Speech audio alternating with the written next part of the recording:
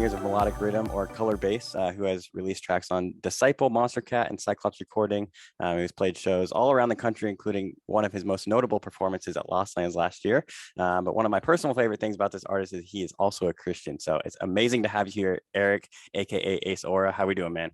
I'm good. Thank you, Justin, for having me here. Doing Yeah. well. Allergies a little bit bad, but I'll live. I'm okay. Yeah. So starting off with a little bit of your childhood, you're from Dallas, correct? Yeah. Well, I'm not from Dallas. I'm in the Dallas Metroplex. I'm like in the suburb of Dallas. Got you. So yeah, I grew up in McKinney, Texas for most of my life. Okay. Went to school there until I went to college, in which at which point I moved to Richardson in an apartment for a little bit to go to school there. Then I went back to my parents again for a little bit, and now I'm in an apartment with my wife in Corinth, Texas. When did you guys get married? I knew you were engaged, but when did you guys get married? So we got married in November. We didn't actually make it public because our actual wedding is Ah, in March. We got eloped in November. excellent. Yeah, Congrats. Huge congrats. I thank didn't know you. you were married. Yeah, not many Um, people do. yeah. Like I said in the intro, you've released on Monster Cat and Disciple, but one thing that I found super interesting that you've also supported a Christian-based music label that I didn't even know existed, called Apostle Records. Can you tell me a little Yes. bit about that? Because I literally don't know anything about it. Yeah, I still talk to those guys like almost daily, at least weekly. But yeah, it's run by a few guys who are also Christians in the bass music scene, and I released one track with them in like 2019 called Flow, I believe. Okay. Yeah, I haven't released there since then, and I don't honestly have any plans to release with them in the future as of now. Like Are nothing's they locked in. are they still operating? Are they still doing the same thing that they were doing when you released with them? Yeah, they're still Yeah, operating. that's awesome. Yeah. What do you think that makes them different in this other than being a Christian label? But do they do things? Do they operate in a slightly different way? Not really. They Oh, operate similarly to most labels, but I do like the community aspect of it. Like we have a okay, yeah, Facebook group chat that's pretty active, like pretty much daily, where people will talk. I that's don't awesome. respond as much as I should, just because I don't do messages very well. But I'm gonna have to get that info from you, or maybe have you add me because I'd love to communicate with those guys. It seems like an yeah, for awesome sure. label. So my next question is, how have you balanced being a Christian in the music industry? How is that? How is that, especially EDM? I mean, like I said, we both know how this scene is. Yeah, it's definitely interesting. There are a lot of things to consider, like that I've had to consider more and more as time has gone on. Like what acts I want to associate myself with, what kind of shows I do and do not want to do. I don't Right, think that the shows thing has been as much of an issue as like the acts I want to associate myself with and stuff like that. Like right, what opportunities I want to take, what I don't want to take, and how like the hardest one I think to like think through is how I actually like show my faith day to day, like when I'm at shows and stuff. yeah, Because like I don't want to be pushy where I'm like super like shoving it down their throats about like Jesus, but I also don't want to like say nothing about it and them not even know I'm a Christian. And so it's true. like towing that line between like developing relationships with people and like that's how I share my faith versus like doing like a more like generalized like you know what I mean? It's Yeah, kind of like hard to describe. posting about it all the time and being very like Right. public about it versus like building a genuine relationship with someone and sharing with them that way. Right. I think Right, that right. like second thing makes a lot more sense in my head. Oh, But like absolutely. even then I see shows that like that's a huge opportunity to share my faith with people, but I'm not sure how to do that in a way that isn't overbearing, if that makes sense. Right. Yeah, that's something that I try and focus on too. Is like if the opportunity presents itself, absolutely, I'm going to talk about it and going to be that open door for people. But you also don't want to be that like. And I've seen. I mean, we probably both have, but the Bible Belt people who are like just throwing things down people's throats, and it's just like, Yeah. man, like why? You don't need to Yeah, do that. And for it's almost sure. that's I feel like that's what kind of turns some people off to Christianity and like that. Our religion is some of the people that are like passionate about it, which I'm not saying is anything wrong with that, but especially in our industry, like our industry isn't based around Christianity. It definitely So it's got isn't. Yeah. yeah. So it's hard to have those conversations. But what I found at least, and I'm sure you have too, is like the opportunities do present themselves if you wear your truth on your sleeve. So, and I think you do Yeah. a great job at that. 'Cause I've heard you in certain interviews talk about it in the past and stuff like that. But what's like in specific do you really try and get across to people when it comes to religion? That's interesting. Very interesting question. I don't know if there's anything specific. I Yeah, just try to show the love of Jesus in whatever way I can when I'm, I agree. especially when I'm playing shows. That's And I awesome. think a lot of that takes the form of like Like one of the things I like to do when I'm playing shows is to like just give out as much of my energy as I possibly can. Yeah, Even if I'm like crazy tired, whenever I'm performing, I am like spending every last bit of energy I have to like give a good show, allow people to have a good time, and also keep my sets clean. Like yeah, if there's ever a song with like explicit language in it, I'll make an edit of it where that's not in there, that kind of that's thing. smart. Yeah, that's super Um, smart. yeah, Do you those are look two up to things I do. outside of the EDM industry? Do you look up to any specific artist, musical artist at all? Because I know like there's a lot of like Christian music. Do you listen to Christian music as well? Not as much as I used to, but I Okay. do still a little bit. Yeah, like worship Yeah. music I'll listen to. Yeah. I really like yeah, I feel like you're kind of like the EDM version of, do you know who Lecrae is? Yes, I was gonna say that. Yeah, Yeah, yeah. I love yeah. Lecrae. I listened Good. to his music all through like middle school, a little Yeah, bit of high school as well, some elementary school also. But yeah, I think as an example of like a Christian in an industry that is not necessarily built around Christianity, he's a really good example that I look up absolutely. to. Absolutely. How have you overcome like the temptations? Like I know we face those all the time, especially in our industry. What do you do in specific that like helps you overcome temptation and like resist temptation? Gotcha. Prayer, Yeah, obviously, before shows and stuff like that. yeah. Also having a really good group of friends that I talk to regularly. I know Um, you hang out with like the Subtronics gang and yes. Jesse and Level Up. I feel like they're just wholesome people and they just don't judge and they just fully accept you. So I feel like that was Yeah, definitely they're a good move awesome. on your part. Yeah, for sure. They're two of my favorite people within the EDM industry. That's Like awesome. it was a very pleasant surprise. Like I think in your minds, like people sometimes have this idea that like any big artist is going to be like all about themselves, not like kind of in their own heads, in their own worlds, not really caring about other people. Jesse Subtronics is like the hugest counter example of that I've ever seen. Yeah. Like I, as like a not that big artist, am really bad at responding to texts and messages, and he will even get back to me even if it's like days later. And like that's just really, like that's something that's admirable to me. Yeah, the Like fact that he actually like takes the time to like communicate with his friends within the industry and build and also keep those general relationships that he's has built. That's yeah, super important. yeah, it just seems like it doesn't really matter to him like what the size of the artist is or if it like Right. benefits his career. He'll still like be a Well, genuine person. That's cool. well, especially with Cyclops recordings now and stuff. I mean, he's with Neonics and Phonon and all the guys that are that, and even you're going on tour with him next month. Yeah, The people that he like hangs around and associates himself with are, other than Brock and some other like big guys that he's collabed with, like his like gang is usually like up and coming artists, which is yeah, super cool. So yeah, that definitely makes sense. Great place for you to resist temptations, because I feel like he's definitely one of those people that would not like, do you, man. Be yourself. yeah. Yeah, I'm not at all worried about being on the tour bus in February. There are some Yeah, artists that if I were to tour with them, I'd be like, this is a scary situation, but yeah, they're chill. I yeah. like them a Yeah. lot. So the next topic I want to talk about was you graduating from engineering to computer software engineering, right? Where'd you Yeah, go to computer school? science. Computer I science. There went we to go. Yeah. school at the University of Texas at Dallas, Okay. and I graduated with a bachelor's degree in computer science in 2020. What made you go to school for that when you were also working on being a musician?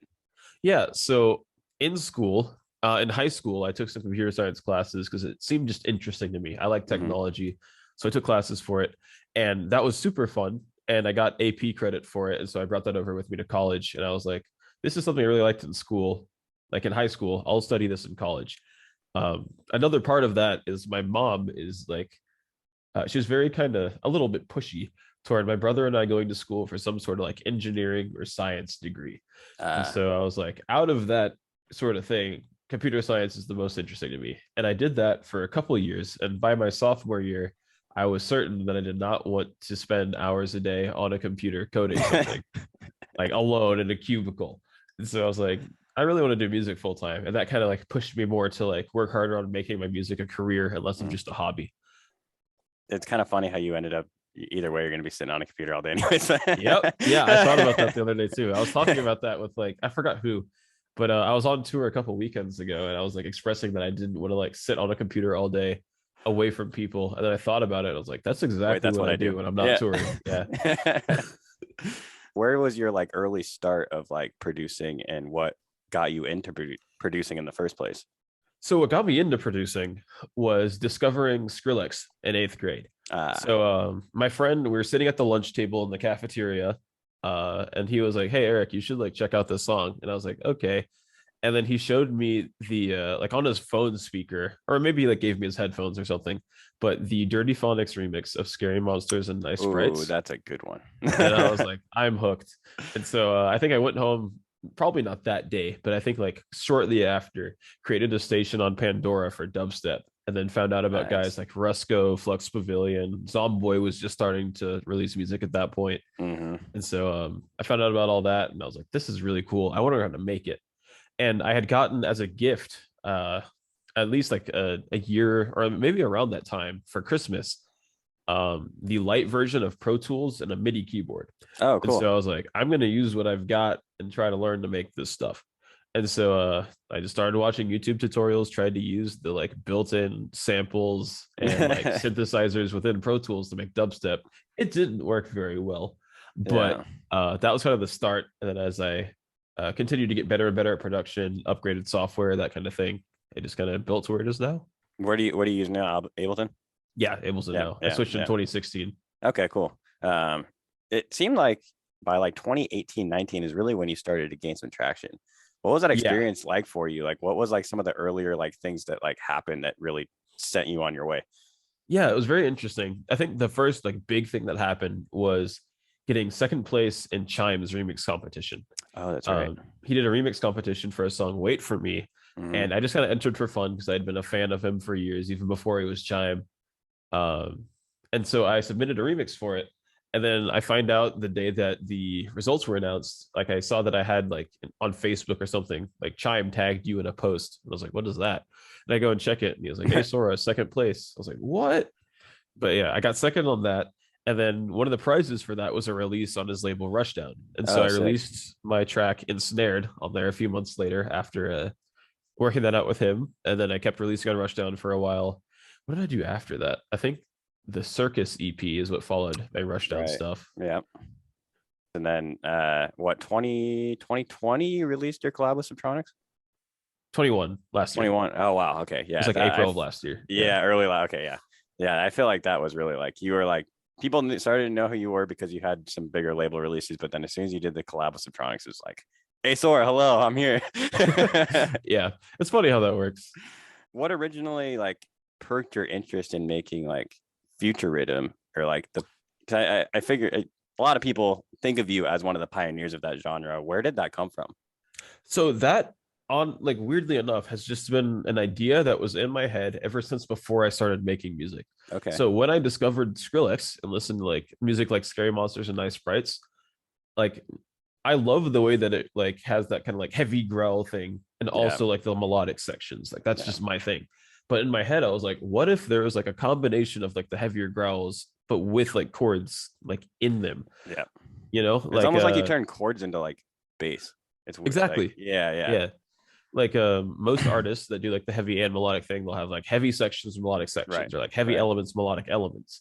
I want to like make those one thing. Like the melodic stuff is heavy, and Right. I think I haven't like heard that much. And so that was something I had always had in my head, but it wasn't until about 2018 that I actually had like the skills and the knowledge to like put together all the things I'd learned and like do that. So Ever since your like early releases, you still had that like melodic element to it though.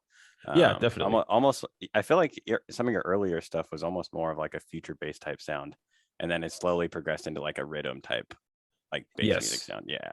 Yeah, for Um, sure. what where else do you think like that came from? Because I know like other than scary monsters and nice sprites, like where did that idea for you come from of like turning chords into bass? Was it just something that you feel like you were born innately to do? It sounds weird, but that's just like an idea I had ever since I started listening to like Skrillex and electronic That's music. awesome. Yeah. Yeah. And I didn't really know how to do it up until like 2018, 2017. Right. But I'm trying to think like every idea a person has usually comes from some sort of like outside influence or like, what would that be for me though? I listened to heavy music and melodic music, and I guess that kind of Uh like inspired me to want to combine them. Like you would hear things like Seven Lines or like big melodic dubstep stuff like Adventure Club, yeah. and then I'd also listen to like Zomboy, Must Die, Super heavy. Yeah. yeah, Yeah. that kind of Tomboy stuff. stuff is like extremely loud and extremely heavy. Exactly. Yeah. Um, So I was like, it'd be cool if these were like combined into one thing. that's awesome.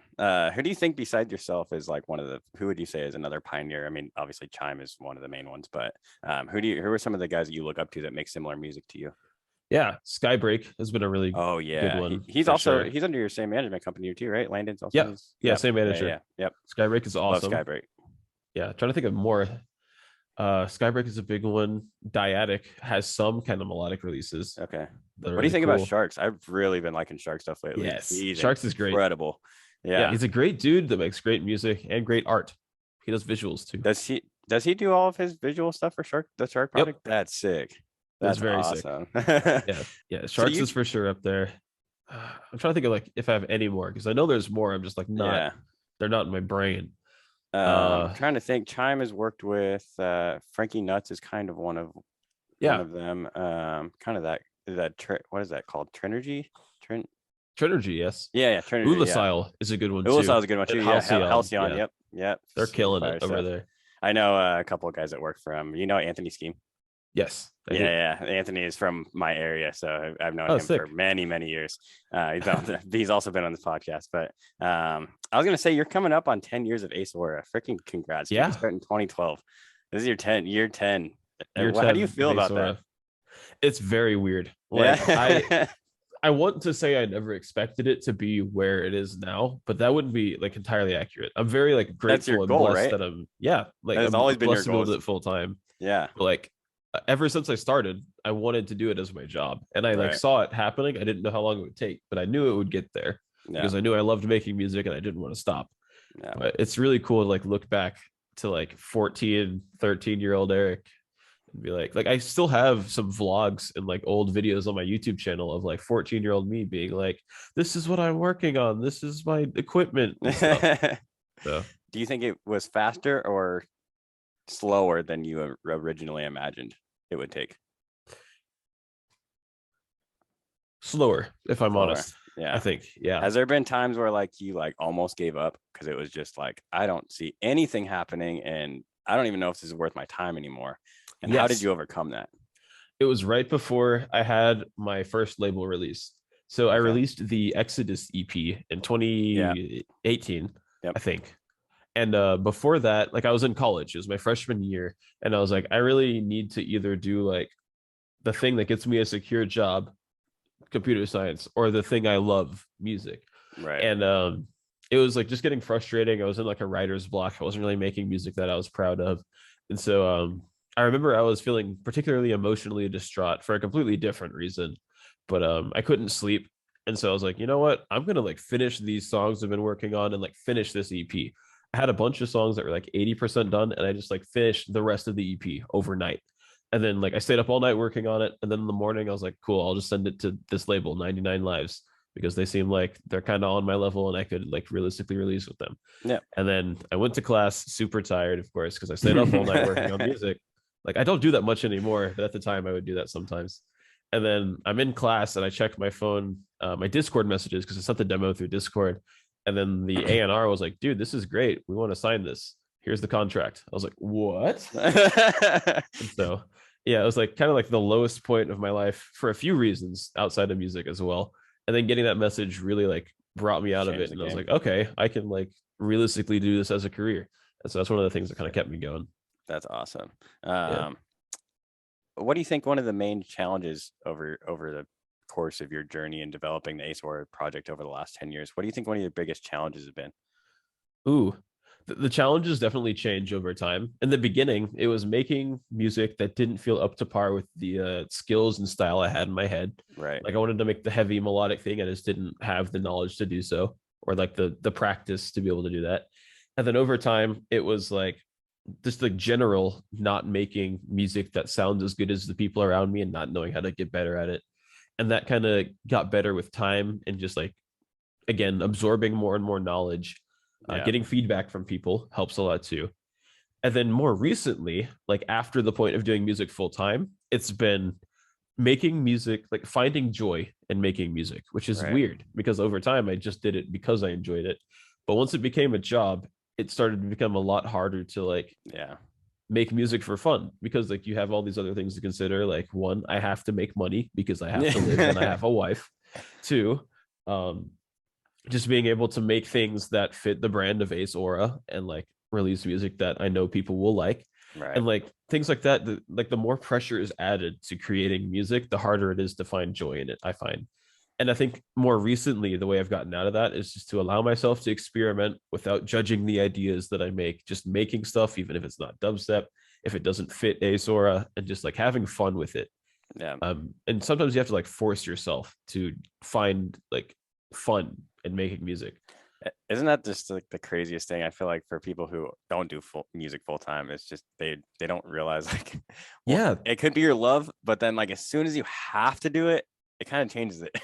Yeah, I didn't expect that at all. I was like so excited. Like when I think the big thing that allowed me to do music full time was signing with UTA. Yeah. Yeah, Jake Bernstein reached out to my manager at one point and was like, "Hey, I found Ace Aura's stuff on SoundCloud. It's really good. Does he have a booking agent?" And then they went back and forth. They talked through it, and then eventually I signed with them. That's And awesome. like, yeah, it's really cool. Jake is the agent for a lot of top artists. He definitely has Jesse.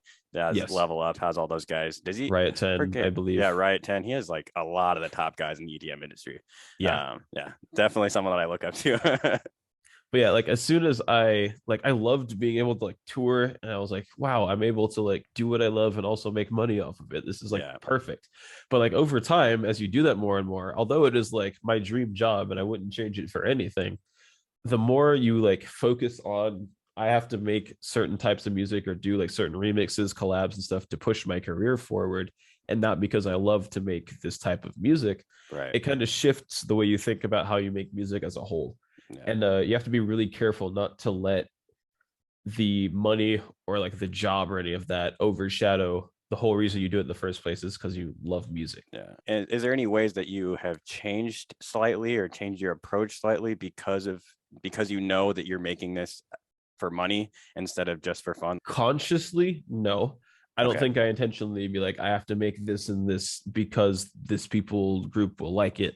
Right. But I think subconsciously, when I sit down to write music, all these thoughts in the back of my head are like, hey, are people gonna like this? Is this too weird? Is this like forward thinking enough? Am I one upping myself? Yeah. And all that stuff. And That's it's the like, important part too, is like always being in competition with yourself. Screw what everyone else is doing. What did I right, do? What was my last release? I want to do better than that. That's exactly. yeah.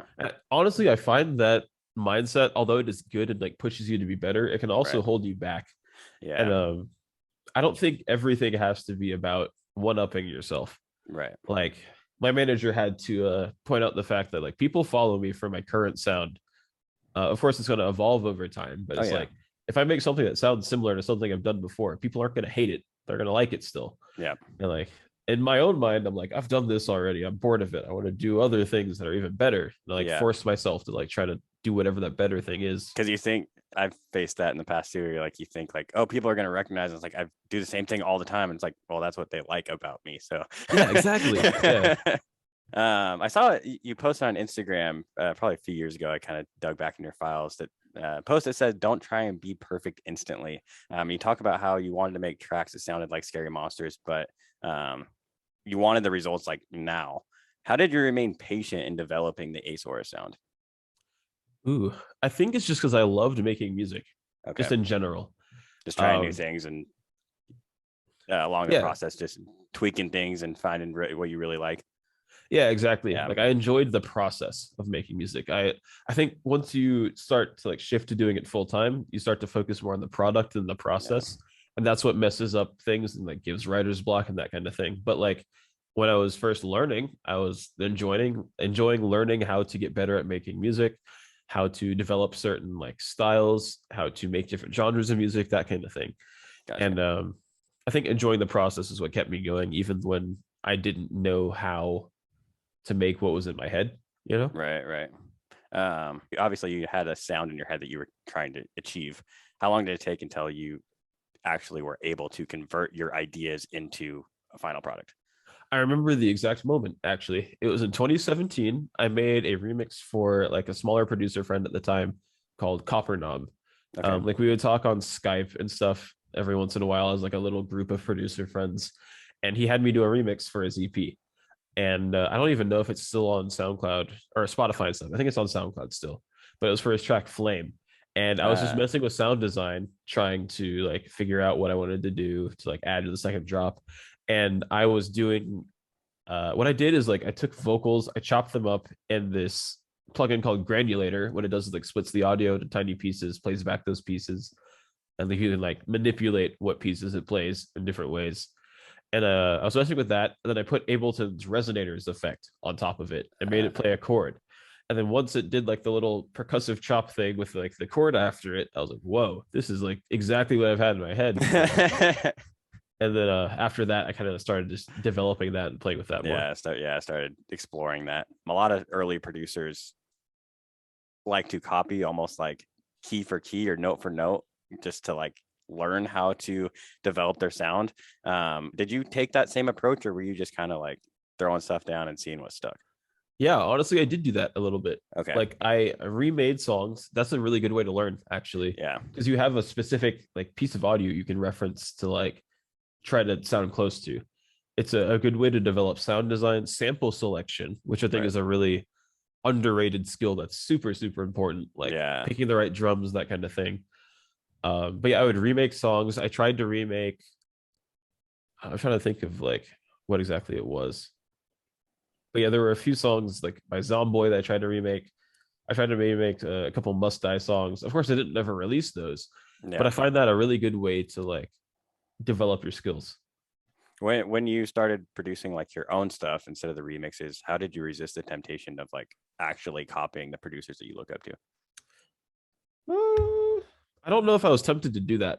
Okay. I think it maybe a little bit. Like, of course, you know, like if there's a certain sound that people are following, like a trend that you know works, you Right. kind of want to follow that. Right. And I did do that, but I also wanted to add kind of my own style to it. I still do that. Like the whole rhythm sound is like what people do.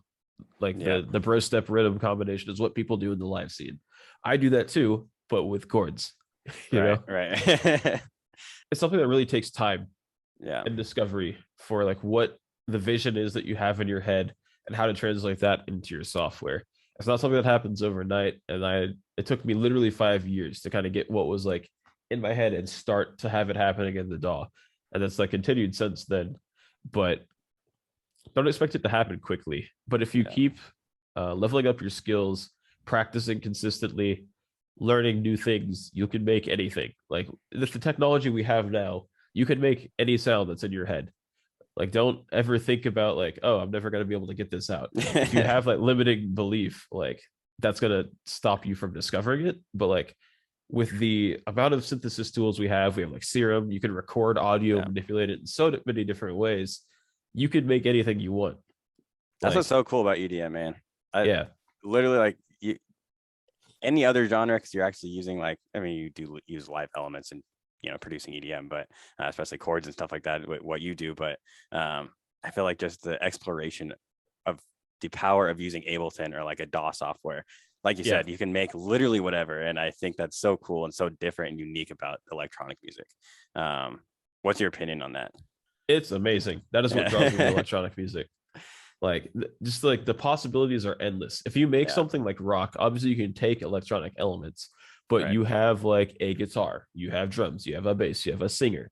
Like there's only so much you can preset sound palette. Yeah. Right. With electronic music, you can invent any instrument you want. And like that's just such a cool thing to me. Yeah. Do you think if you hadn't followed your own vision and stayed true to you, would you have had the same opportunities like the collabs that you've done with Tynan, Chimes, Subtronics, and stuff like that? Do you think you would have gotten to where you are now? Absolutely not. Yeah. If I had just sounded like everybody else, it wouldn't have worked. Like, okay, there's definitely a point in like trying to emulate artists that you enjoy. Like if you're trying to sound like Subtronics, try to make things like him. But if you stay making things like Subtronics, you're just going to be in second place to Subtronics. He did it first. Yeah. Like best case scenario, you're the second most popular artist to him. But like if you follow what's in your own mind, something that nobody else has, your own brain is like the thing that's unique to you. You got to follow your own influences that you've got through life. Like I was in marching band in middle school and high school, and that's something I use now. Like I use the sound of the marimba, I use like the marching drums, that kind of thing. If I use my own influences and like my own things that I've experienced in life in my music. That's something that no one can copy. Even if they Right. try to copy the sound of your music, they're not going to get the feel of it. They're not going to get all the different things in your head that led to you creating that song. So Right. Yeah, that makes sense. How long did it take for you to be signed with like your management and agency and stuff? How long into your process? What year was that? I think I signed with Landon in 2019. Yeah, that sounds right. Okay, So cool. about 7 years after I started Asora. Damn, that's a journey. That's a journey Yes, and it a is. half. I was thinking the other day, I was like, all these people, most of the time people have to put in what we like to call the tenure, and you're finally at that now. But it's like a craft that you have to work really, really hard on, and it's like for people who have been in the game, like using Excision, like top of the game. He's been doing it. Dude, I don't even know how long, I probably don't know, 20, 30 a lot years, of something like years. that. Yeah. Yeah. So it's like the amount of time is it's just like crafting, like you say, use like an example for like a woodworker, right? Like when you first start working with wood, you're making like birdhouses or whatever, and like later on, like 20, 30 years, if you stay at it, you're making like custom tables. You can run your own business, and it's almost like very similar to the music industry, where it's just like I find it so intriguing that like working on your craft and how much time it takes to put into it. Like for you, like you just started blowing up, and really popped on the scene the last couple of years, but like you've been working on this for so long. Yeah, like So 9 years. yeah, Yeah. it's incredible to see like the people in the game, and I think it's very motivating for the people who are just starting out to look at the people that are in the game and look at like, okay, yeah, we might have just found out who Azor was in the last couple of years, but the fact that you've been working on this for so long, it's very inspiring for me to be like, okay, keep chugging along, because it's just the beginning. Like even if you Yeah. have bad days, or you have self-doubt or whatever like that you've obviously have overcome, I think it's super important to just look at the guys above you and look at how much time that they put into it. Is there anyone in specific that you, other than Skrillex, that you really tried to emulate and like looked up to? You're like, okay, maybe things aren't happening right now for me, but look how long it took them. I'm gonna be okay if I just keep at it. I don't know about the time aspect for Okay. like certain people. It's cool to go back to AU5's old YouTube stuff because he's Yeah, been doing dude. music for A5. forever. Yeah. Yeah. I just saw him at I saw him my first Lost Lines that I went to. Did you go to Lost Lines before you played last year? No, I didn't. No, okay. So I went obviously the year before that was COVID, but the year before that, it was the first time that I went and I saw it off AU5, and oh my gosh, that guy is freaking incredible. It's awesome. Yeah. Yeah. Out of all the years performing, what do you think have been some of your favorite performances? Obviously, Lost Lines is one of the main ones, but Oh yeah, for sure. Lost Lines was like a crazy experience. dude, Like, by the way, your set, I still listen to that on your SoundCloud. It is so good. You did yes, I'm such a so good. glad. And I was with all my friends and stuff that I was hanging out with at the festival. Everyone was like, dude, Ace Ori is throwing down right now. And we were all loving your set. So That's great job awesome. on that. Thank you. What other performances though, besides Lost Lines, have really stuck out to you? Yeah, Lost Lines was great, of course. Ooh, playing at, why am I forgetting the name? Red Rocks Oh with yeah, yeah, Subtronics invited me out. I did a back-to-back with Sonia Level Up. that's That was sick. super That fun. was recent, right? That was last year. Oh, last year. Okay. I did another back-to-back with Level Up at Cyclops Cove Yes, in Florida. So that that's was the other awesome. one we did. Awesome. How is that? I feel like you guys have, I mean, it's all bass music, but how is that? Haven't been there to see that in person or listen to that. Right. How does that crossover work with her? Because I feel like she has a much different style than It you. works surprisingly well. I Really? was definitely worried about that going into those. Yeah. But like we both know how to mix well. And so like we didn't really have many hiccups in mixing where like one thing didn't flow into the other very well. Right. But like our styles work together in a really strange way. It's kind of like the micro, it's like what I do, but on like a bigger scale where it's like heavy Right. and melodic. Right. So like Right. she'll play a few heavier tracks and then we'll switch over to a few melodic tracks, then switch over. Gotcha. It works like And then really you well. blend your stuff in there. Yeah. Yeah. I mean, I try Gotcha. to like mix by key. So if she's playing like heavier stuff in like G minor, then I'll be like, okay, cool. I'm gonna go to my like G minor section and like pick some stuff and play Yeah. that. So it worked really well. Nice. That's awesome. Well, I got a couple more questions. I'll let you get out of here. What's on the horizon other than you going on the Subtronics tour next month? What do you got planned for this year that you want to let the world know? So right now, this year is kind of empty, but I have Okay. some plans for next year that I'm kind of keeping secret. I've been working on like a body of music that I will Awesome. hopefully release next year. Excellent. But as far as like the near future, I've been working on quite a few collabs that I'm really excited about. Sweet. A few remixes that I'm really excited about as well. I have an EP that is getting close to being finished for release early this year. How long I ago think did you those put are- out Gem World? That was your last EP, right? Yes, that was in August, late August of last year. Okay, that's it was like towards the end of last year. Yeah. Yeah, so more what's original music soon. awesome. How can the listeners and fans of my show support you, and other than listening to your music? Well, yeah, listening to my music is a good one. Following me on social media. I don't use Twitter very much. Dude, but me Twitter, neither. I do not Asora- like Twitter. Yeah, it's not a good platform. No, it's not. Well, I mean, the platform itself is fine, but the way it's used is not. Like, it's so negative. Especially so I don't in like our Twitter. industry. Yeah. Yeah. Yeah. People are weird on Twitter. I don't like it. But Instagram is great. You can follow me at Asora Music on Instagram. I use that pretty regularly. Do you still have your TikTok Facebook. up?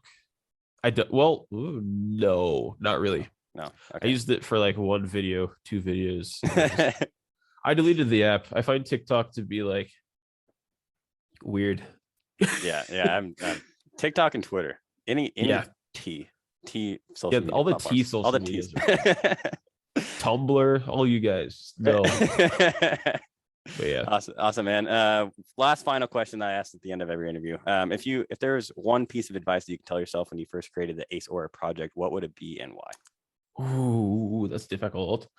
Like the thing that comes to mind first is to like keep at it, but I already have the knowledge that I already made it to where I am. Right. So I wouldn't do anything. But I guess one thing that I would tell earlier me is it gets more and more fun as time goes on. Okay, that's a good one.